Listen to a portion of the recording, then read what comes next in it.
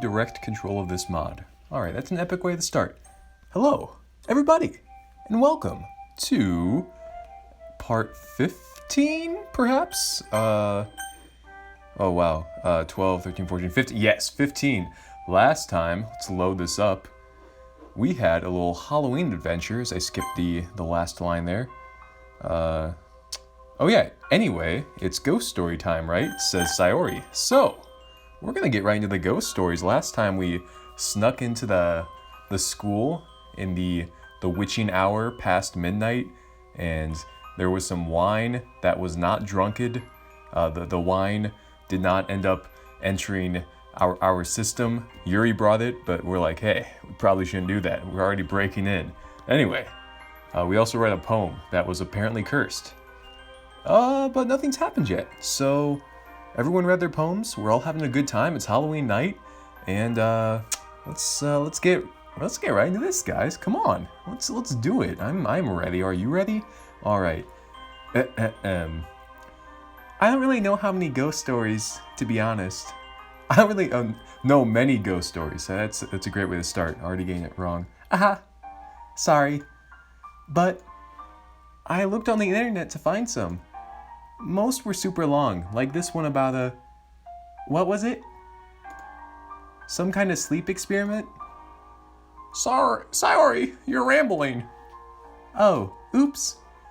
Sorry, I'm new to telling scary stories. I'm curious though, guys. What sights or sounds scare you? I'll be honest with you.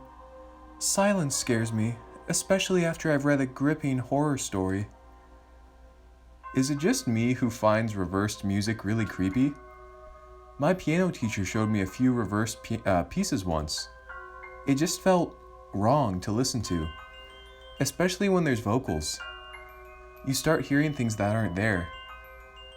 I don't know. Come on, Natsuki. There has to be something out there that creeps you out. You'll just laugh. We won't. She's right, Natsuki. We've all shared. What is it? Natsuki averts her eyes, talking to the floor. The noises that children's toys make. It's like when I'm home alone and I think of like a jack-in-the-box playing by itself. It'd creep you guys out too. Nah, I'm with you. I've always found anything to do with children scary, especially in the dark. The sound of babies crying, for example. Normally it's annoying, but if I heard it in the dark and there was no one else around, I shiver. Well, it's fitting you mention that, Markapi. Don't you remember that argument we had on Halloween, back when we were like 10? No. Sayori, where's this going? We were both on our way to a Halloween party. It was pretty quiet out, so you could hear everything. I heard the sound of a baby crying. I'm gonna turn this up slightly. But it wasn't coming from inside anyone's house or anything. There weren't many people on the streets either, and it definitely wasn't one of them. It was coming from down a dark alleyway. A chill runs down my spine as I remember exactly what incident she's talking about. I remember I wanted to go out and investigate. I was scared it was a toddler in danger. But you didn't let me. You were too chicken to... Hey. Okay, we were just in a rush. But anyway, pretty creepy, right? I guess I can kinda see what you mean about babies crying being creepy, ha. I was a bit scared myself. Looking back, I'm glad you convinced me not to go. Guess being a wimp has its perks, huh? Yuri, Sayori, and Natsuki all laugh. Monica, however, looks like she's been slapped in the face. Guys, do you not realize how lucky you were?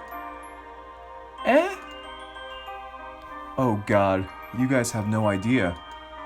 What? Sayori, did anything seem a bit off about that baby's cry? Sayori scrunches up her face in an attempt to recall. No, not really. Well, it did sound a bit repetitive though. Like, the cries didn't change much. Monika's voice shakes as she replies. Guys, that's what serial killers do to lure out young women. I can't help but burst out laughing. What?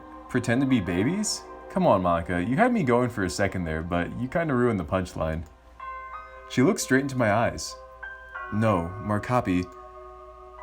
They record a clip of a baby's cries and hide the speaker in a dark place. They prey on women's maternal instincts because they know they're attracted to the sounds of infants in distress. The laughter dies on my lips as a cold, sickening silence takes its place. Oh my god. That's why the cries didn't sound natural. They just recorded a small segment and replayed it over and over. It all makes sense now. The unnatural cries in the dark alleyway, a meticulous, calculated effort to ensnare an unsuspecting victim. Wait, hang on. Didn't Miss Kasumi go missing around that time? Miss Kasumi used to teach Sayori and I a long time ago. What happened to her exactly? Sayori shrugs. We were told that she moved away suddenly to work in a different part of the country, right?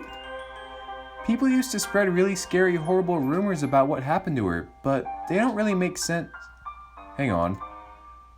She had a child of her own that year, didn't she? Oh god, she did. This took a really dark turn. Oh man. Last episode, Sayori dropped some scary bombs on us, but this is kind of, I don't know what's going on here, boys. And my parents wouldn't really discuss her whenever I asked. They were super dismissive of the whole thing. I always wondered why. Oh my goodness. Wait, you guys actually believe that? Everybody looked at Natsuki shocked. Oh, come on. There's no way you guys almost walked into a trap. Besides, that's just an urban legend. What happened to their teacher then? She just disappeared and Markapi's refused to talk about it? Markapi's parents refused. The Markapis, that's my last name, the Markapis. I don't know about you, but that just seems pretty convenient for the story. Well, maybe some things are better left unanswered then, huh? Although I do hope Sayori and I are just misremembering. Well, on that cheerful note, how about we move on to the next story? I'd like to nominate Natsuki. My story? Natsuki, do you not have one? Hey, I never said that. I do, but it's just, I got it off the internet. I don't like the horror. So if it's bad, it's not my fault, okay? Natsuki clears her throat. Markapi Sue will take a drink now. Refreshing. Anyway, it's about these two friends named Ioi and Nariko, that's it. Basically, there was a rumor going around their high school about people seen going in and out of abandoned houses on the outskirts of town. Most people thought they were just drug dealers, but some swore by the fact that the house was being used by a cult of some sort.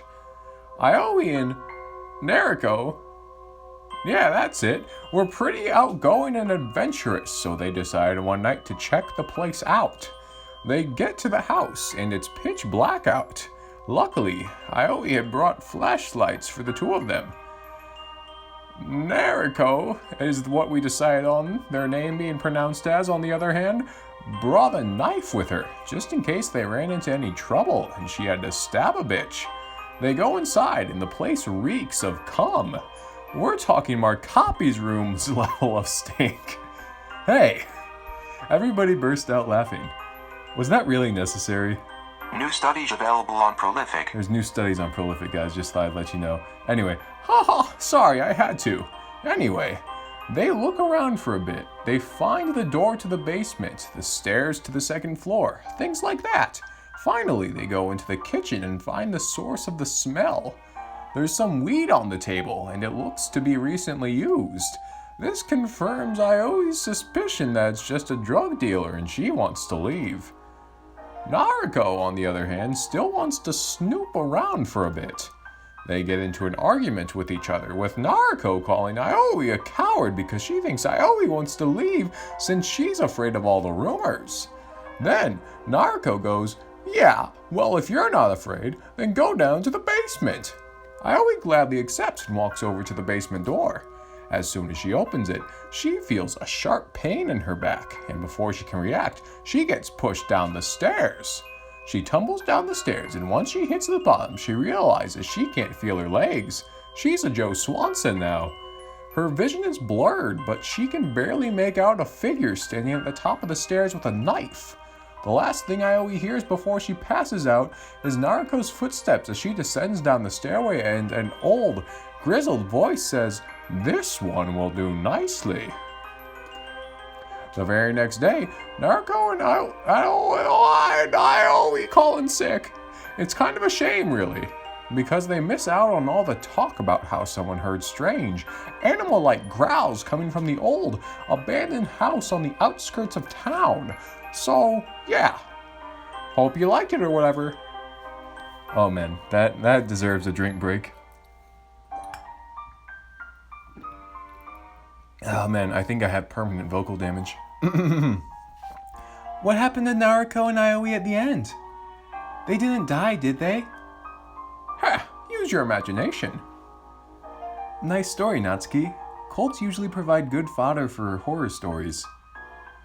Indeed, I've read quite a few novels involving cults. Doesn't Portrait of Markov involve something like that? Something similar, yes. Speaking of Yuri and horror stories, how about you go next, Yuri? Me? Alright then. Give it your best shot. You're walking alone one pale, autumnal night. The moon is graceful, casting her light down below the snowdrops. Like snowdrops, sorry, I'm retarded. As you continue down your path, something shambles behind you. You turn around to look for what it might be, but all you see is a cluster of leaves rustled by the pale air. Slowly returning, you notice the lights in every house around you going out, then flickering before fully extinguishing. With tentative steps, you advance towards one of them to investigate. Just as you're about to reach the window, you hear something snapping behind you. A broken twig is all that remains. Uncertainty floating around inside your head, you unconsciously start walking faster, away from the suburbs. Eventually you find solace in silence, the only sound behind being your... Let me restart. Eventually... whoa. Eventually, you find solace in silence, the only sound being your heartbeat. It's quiet. Nothing bad seems to be happening now. In fact, nothing at all seems to be happening. Confused, you look around and see that you're in front of your house in the street. No one is stirring, nor are there any lights. Gently pacing toward your house, you go through the door. The lights are on, the television is on, but no one in sight. This is unusual. You were expecting your parents to be home tonight. Had they gone out without telling you? No, that couldn't be it. They always let you know where they'll be. You pull out your phone and open up your contacts to give them a call. However, no one is registered in there anymore. No matter how hard you try to remember, you can't call out to them. Suddenly, there is a heavy knock on the door. You peer through the keyhole, but see no one. Another knock. Another. You cautiously open the door, but there is still no one there. No one anywhere. How did this happen? Why are you alone in the piercing silence? Silence so loud it fills the air. You do not know, and there isn't any way for you to find out. That's it? What a dumb story. Nothing even happened. Where were the scary monsters and stuff? There is no greater fear than the unknown, Natsuki. Sharp claws can be prepared for. Enigmatic silence cannot. What's more fearful, something you know coming for you, or feeling safe when you're in fact not? Quite a somber note to end your story on, Yuri. We can always count on you for a good horror tale, huh? Anyway, I'll go next. Although, a scary story. Now that I think about it, I don't think I've come up with a ghost story before, haha. I haven't read too many horror stories either. Well, I guess that isn't a surprise. Ahem. Just make one up then, it'll be fun. Well, I can't say I've tried that before.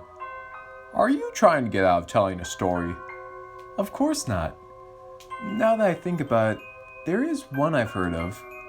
Malika's expression turns serious. The mood in the room turns serious. She uses the same intensity she did for when she read her poems, and everyone quiets down. A number of years ago, Tanabata, I don't know, Tibi, Tana, Nana, Tanabata, Tanabata. I don't know if I like pause, like Tanabata, or like Tanabata. I like Tanabata. Had come along as it does every year. It's the story of a little girl. Where am I? She cried. She cried and cried, hoping desperately she could find someone to help her. But the little girl was all alone. Nobody could hear her. But just as all hope seemed lost, she heard a voice. Isn't the night wonderful? The girl looked up. Where before there was nobody was now a man in an elegant yukata. He wore what looked like a no mask, but it was completely blank. Behind the man stood a stall, masked and lanterns of all sorts hanging from it. How rude of me, the man admonished himself. Welcome, dear customer. Your heart seems unhappy. Why not take a look at my wares? Khajiit has coin if you have wares. Or wait, flip that. The man said as he gestured to the mask behind him. Please take one that will bring a smile to your face.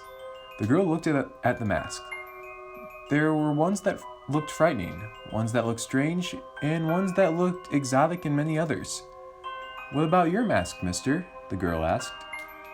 I'm sorry, but this mask is very special. It's not for sale. The girl looked sad. I like that mask. It looks really cool. The man laughed softly. It has been called many things, but this is perhaps the first time it has been called cool. Would you like a fruit? The man asked, picking one from the tree behind him. They're sweet and delicious. The girl reached to take it, but the man pulled his hand back. Ah, they're not for children. The girl was confused.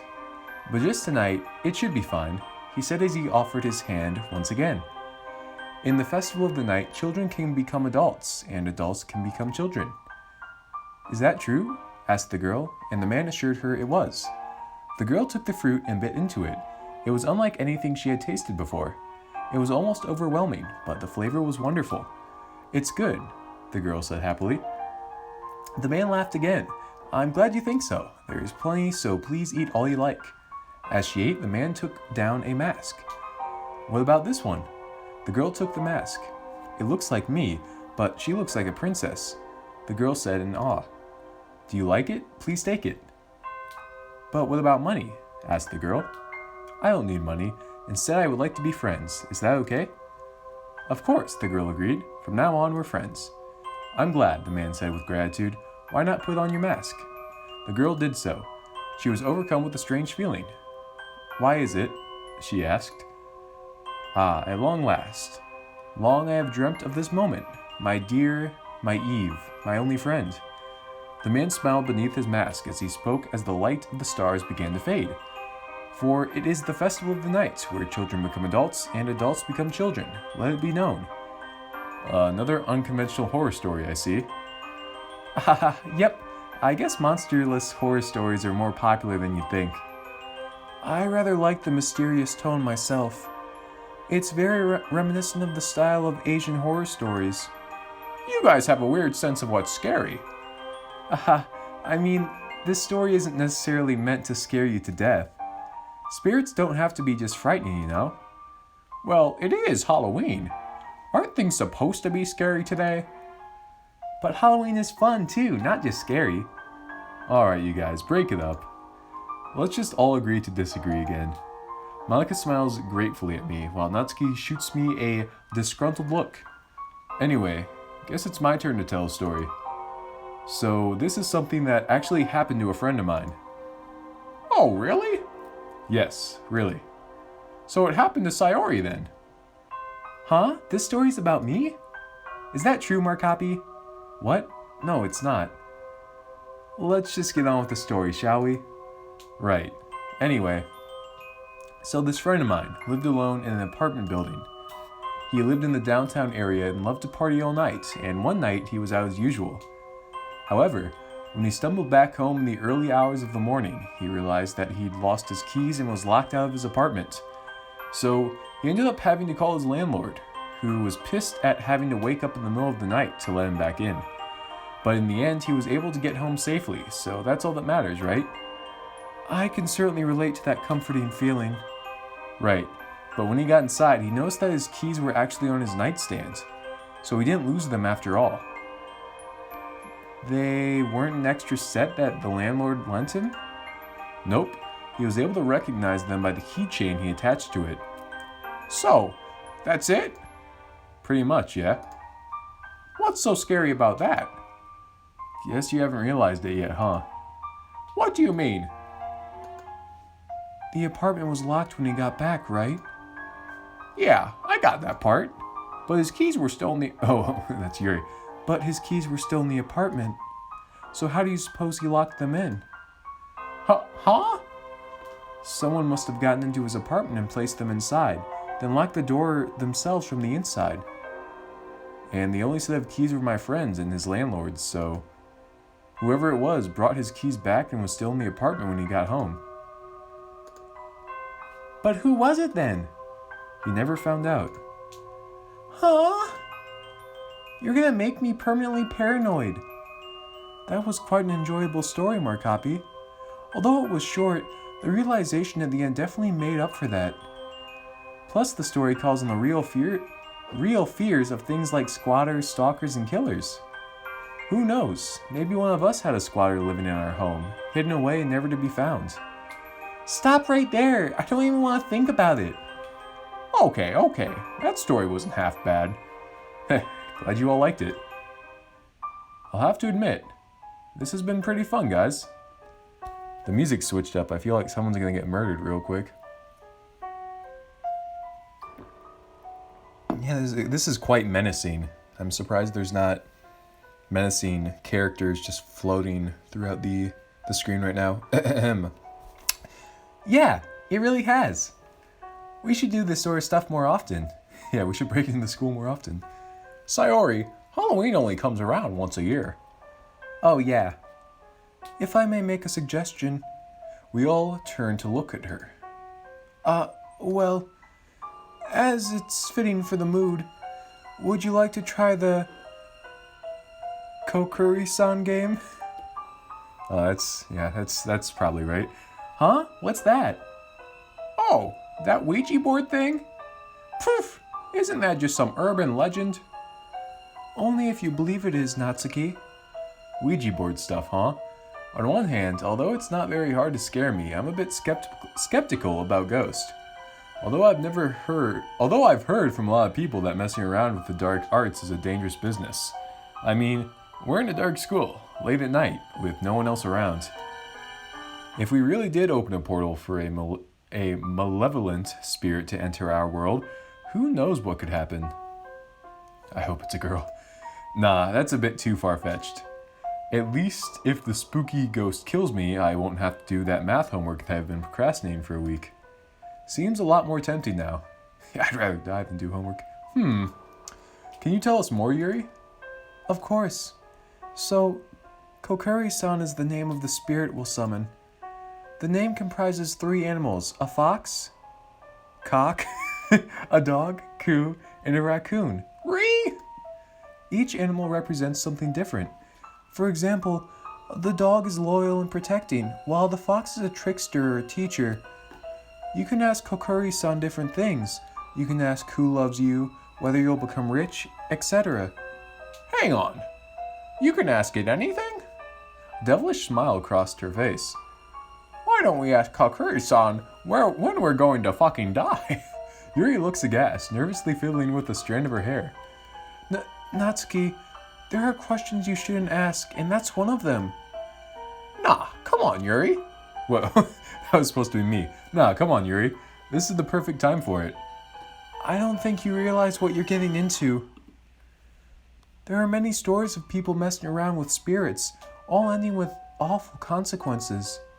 Aw, come on, Yuri. Besides, it's part dog. If it starts trying to possess someone, we can just throw a stick for it. Also, it's a Shinto spirit, not a demon or ghost. Natsuki is the one wearing a bone outfit, and we all know dogs love bones. So it's just her who has to worry. Hee hee hee. Natsuki would have made a wonderful Medusa with a death glare like that. Well, seeing as we've already broken in and have some illegal contraband on our hands, she shoots a wink at Yuri, who ducks her head down, blushing. Adding an animalistic wraith into the mix, well, we might as well. Haha. Yay! That's the spirit. Okay then, let's begin the preparations. Oh, it looks like we're summoning the evil spirit. This is pretty epic. I didn't expect the episode to turn this way. With the ritual set up and the candles dimmed, we're ready to go. We also had to open a window, which, according to Yuri, allows the spirit to enter and exit. The ambient noises from outside permeate the room, adding to the atmosphere within. So, what happens now? Oh, fuck. This scared the shit out of me.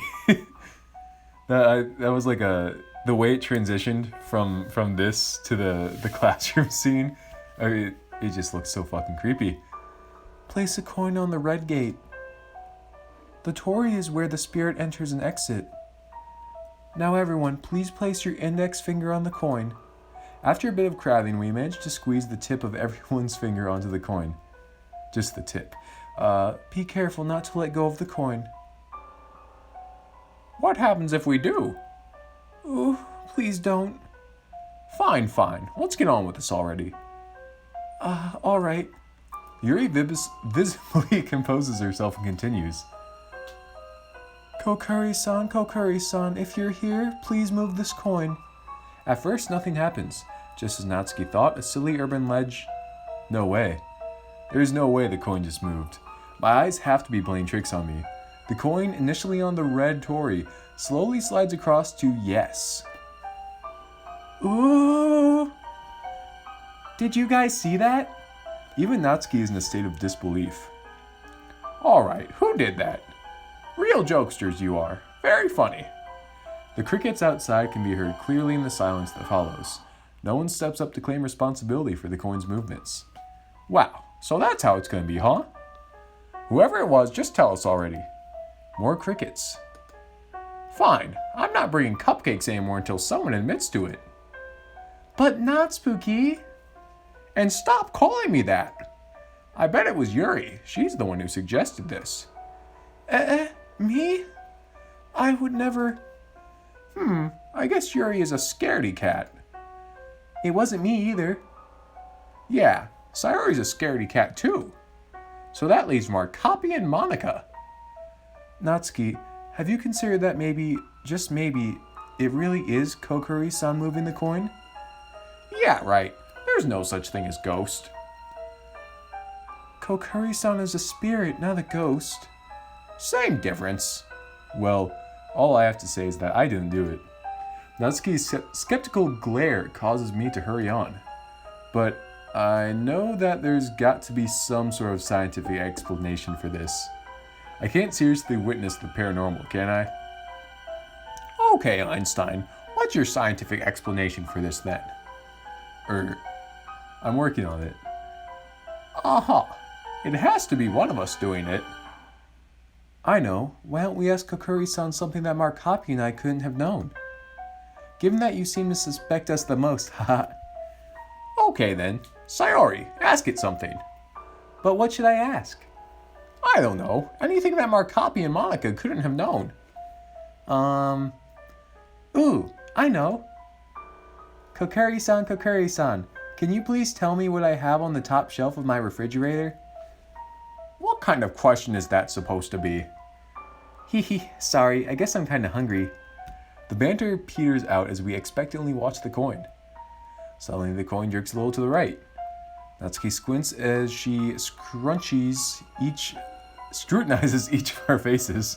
Meanwhile, the rest of the girls' eyes seem to be glued to the coin, Yuri's face blanching at each further movement. Everyone seems to await with bated breath as the coin slowly inches over. I'm not doing too hot, guys. To the letter R. A. Sayori's eyes widen while Yuri ever so slightly backs away from the paper. The coin carries on moving. R-A... R-A-M-E... Ramen? Hehe, they're leftovers. Sorry, you've really got to eat more healthily. But it's so tasty. Should we really be using Kokuri-san to answer such frivolous questions? That wasn't frivolous at all. We were proving whether or not it was one of us moving that thing. And now you have your answer. None of us moved it. Wait, so is that supposed to mean... It was Kokuri-san who moved it. Monica seems awfully cheery at this revelation. Man, Monica, does anything faze you? I've just been in much scarier scenarios than this. Plus, I've got to stay confident as the president, you know? I see. Wah, so Kokuri-san is real then? Ooh, I tried to get you all to take this seriously. I mean, you really can't blame us for thinking that this was all fake. I do still think there's a trick to this. Natsuki. Whatever. If you want us to take this seriously, then I'll take this at serious... Fuck. I'm retarded. Then I'll take this to serious places, alright? Natsuki. I feel like someone's gonna take their finger off the coin and then we're gonna all just fucking die. Kokuri-san, Kokuri-san, what is the date of my death? Yuri throws me a frightened look as we all wait for the coin to move again. Her finger feels cold as ice against mine. Slowly the coin moves from the letter N and inches over to the numbers. 31, 10, 2018. Oh, fuck. She's going... Wait, what? Oh, wait, okay. 10/31, so that's October 31st, which is Halloween. 2018, she jumped 2 years in the past and she's gonna fucking die. So is this like we get in a time machine and she dies? I'm assuming this was written in 2018, but the mod itself came out in 2020, so it's just kind of funny. That's today. I don't like this anymore, guys. Some questions are better off not being asked. That can't be true, right? Kokuri-san, Kokuri-san, what about the other girls in this room? The coin doesn't move. I'm gonna go to the bathroom. Don't you want to know the date of your own death? Yeah, like some piece of paper and a coin is gonna tell me that. You looked pretty scared earlier. Shut up. As I move away, Yuri gasps. Markapi, we haven't properly finished the game yet. There's a certain procedure. Oh, there's no point. He's already broken the finger on the coin rule. What do we do? Sorry, Yuri. I'll come back to help you guys finish in a bit. You better hurry up, Markapi. I go to vigorously masturbate in the bathroom. Whoa! Finally out of the club room. I can't believe that game actually scared me. Although I'm curious to know who it was who rigged the game. It had to have been rigged, right? These urinals are looking awfully suspicious. The bathroom is pitch black when I open the door, save for the faint moonlight glinting off the bathroom mirror. The contrast between the darkness and the shining glass dazzles me for a moment, until I notice it. The dark figure within the glass that's standing completely still. All the urban legends that I've heard of involving mirrors begin to rush through my head. Some instinct inside me stops me from moving, as if doing so would stop me from being noticed. It's actually kind of scary. I don't even dare to take a breath. As my eyes start to water from the lack of oxygen, the figure in the mirror seems to start wavering as well. Crap, crap, crap. I can't take it anymore. As I bend over to take a wheezing breath, the figure ducks down as well. Huh? Is that my reflection? Scanning my surroundings, I quickly jump to the light switch and flick it on as fast as possible. The fluorescent lights overhead flicker to life, confirming my suspicions. I glare at my reflection and then snort. Lucky that no one else was there to see that. I need some water after all those stutters.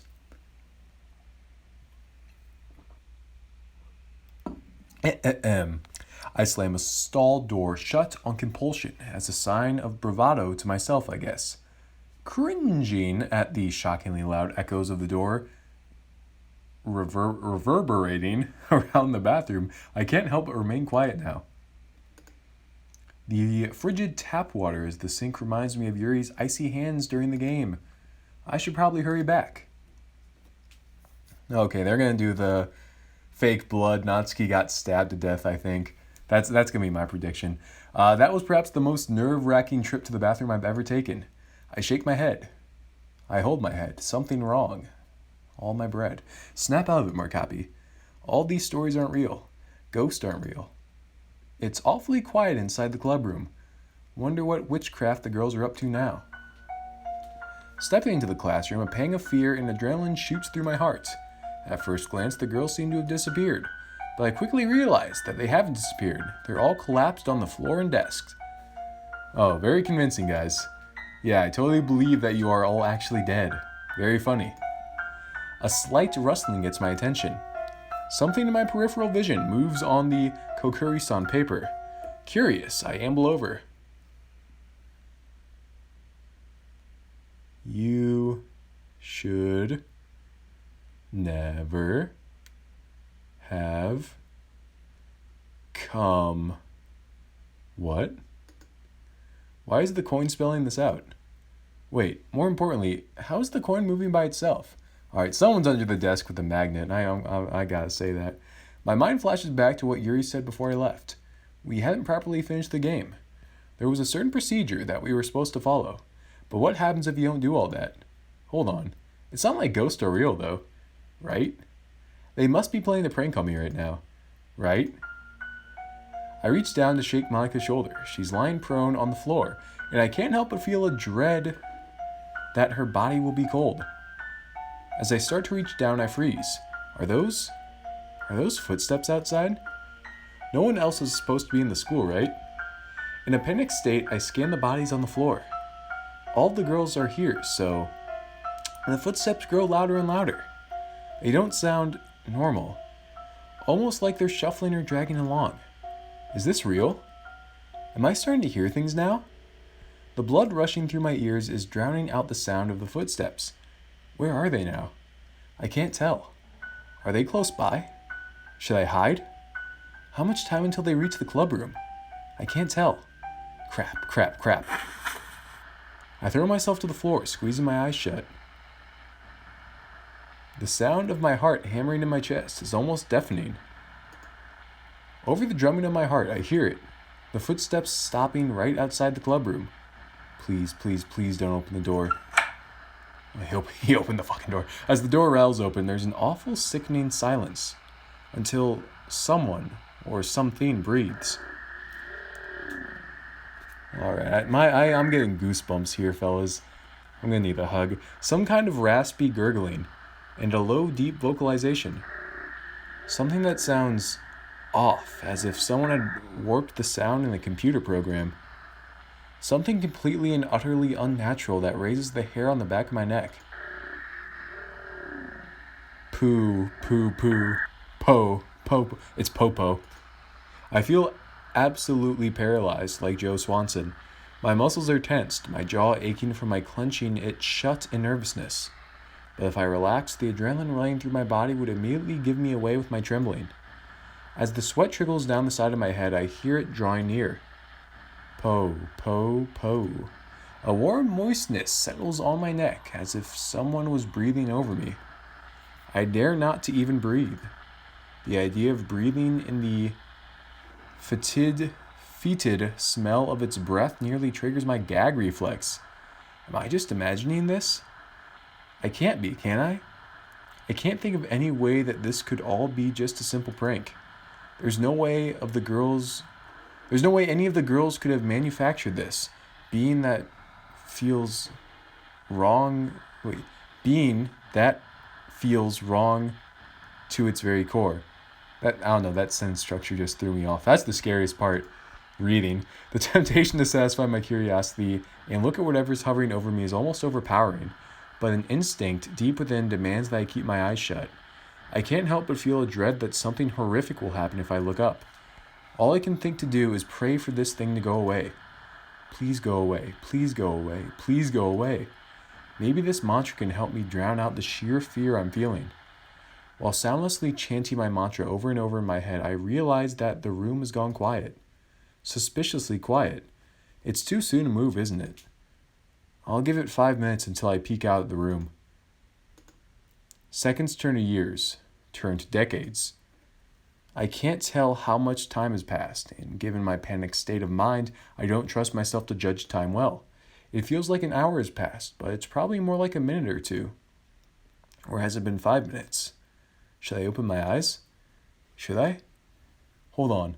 Shouldn't I be getting help for the others soon? But if something happens to me, then I can't get help for them anyway. What do I do? How much longer should I hold out for? I can't believe that this is actually happening. I've gone insane, haven't I? Do I dare open my eyes? I strain to hear something, anything, but it's completely silent. Do I dare? Do I? Maybe I should, if only to end this torment. Screw it. I cautiously open my eyes, the smallest bit peeking out from behind a curtain of lashes. Nothing's there. Just an empty classroom. The little lighting kind of spooked me. A wave of relief cascades through my body, and as quietly as I dare, I let out the breath I've been holding in. I lay there for a bit, breathing heavily. Slowly, I get up and walk over to Malika and desperately shake her. In my hysterical state, I can't help but think that she's probably dead. Monica, please wake up. Your face. Monica. My what? Haha, you should have seen your face. She sits up, emerald eyes tearing up from mirth. What, did you think we're actually dead?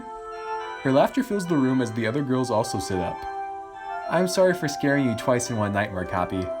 But as you said, it is Halloween. This whole thing, it was just a prank? The board, the footsteps, Of course! Yuri told me about Kokuri-san a week before Halloween, so I was able to rig the answers.